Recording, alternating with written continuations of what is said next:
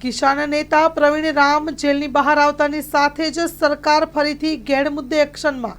થોડા મહિનાઓ પહેલા જ આપના નેતા પ્રવીણ રામે ગેડના ખેડૂતો માટે 14 દિવસના સફળ પદયાત્રા કરી હતી।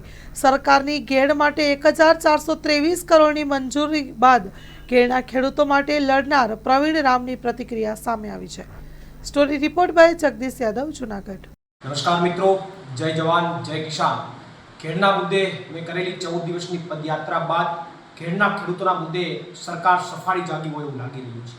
સરકાર છાસવારે ખેડના પ્રશ્નોના મુદ્દે વહીવટી મંજૂરી આપ્યાની જાહેરાતો કરે છે, પણ એમાં સમજવાની વાત એ છે કે જ્યારે ખેડની પદયાત્રા શરૂ થઈ ત્યારે પણ સરકારે ખેડના કામોને લઈને 1400 કરોડની વહીવટી મંજૂરી આપવાની જાહેરાત કરી, અને અત્યારે તાજેતરમાં પણ સરકારે ફરીથી જ એ જ વહીવટી મંજૂરીની વાત કરી અને વાહવાહી કરવાનો પ્રયત્ન કર્યો કે ઘેડના ખેડૂતોના મુદ્દે અમે વહીવટી મંજૂરી સરકારે આપી છે। ત્યારે મને એ નથી સમજાતું કે 6 મહિનામાં 2 વાર વહીવટી મંજૂરી કે એક જ વહીવટી મંજૂરીમાં 2 વાર વાહવાહી કરવાનો પ્રયત્ન થયો હોય એવું મને લાગે છે। અને એમાં પણ સરકારે વિશેષમાં એવું કીધું કે અમારા ભાજપના ફલાણા ધારાસભ્ય, ઢીકણા ધારાસભ્ય એમની રજૂઆતો અને એમની મહેનતના કારણે સરકારે આ પગલું ભર્યું છે।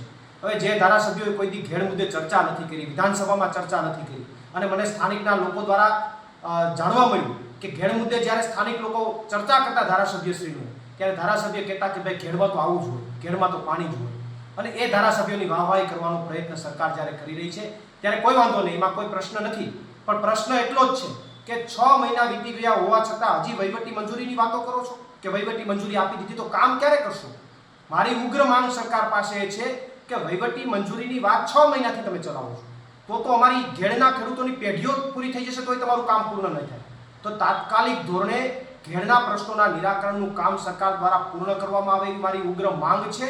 અને આ કામની અંદર ક્યાંય પણ ભ્રષ્ટાચાર ન કરવામાં આવે।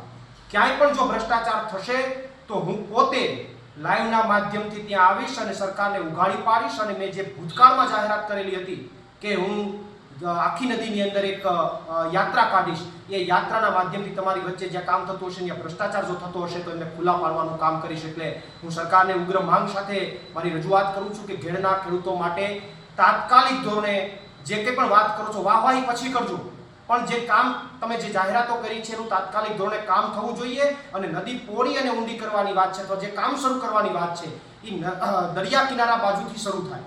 અહીંયાથી જો શરૂ કરશો તો ઘેડના લોકોને નુકસાની ભોગવવી પડશે। એટલે ફરીથી સરકારને યાદ અપાવું છું કે સમુદ્ર કિનારા બાજુથી કામ શરૂ કરવામાં આવે અને તાત્કાલિક પૂર્ણ કરવામાં આવે એવી મારી ઉગ્ર માંગ છે। પ્રવીણ રામ, પ્રદેશ સંકલન અધ્યક્ષ, આમ આદમી પાર્ટી।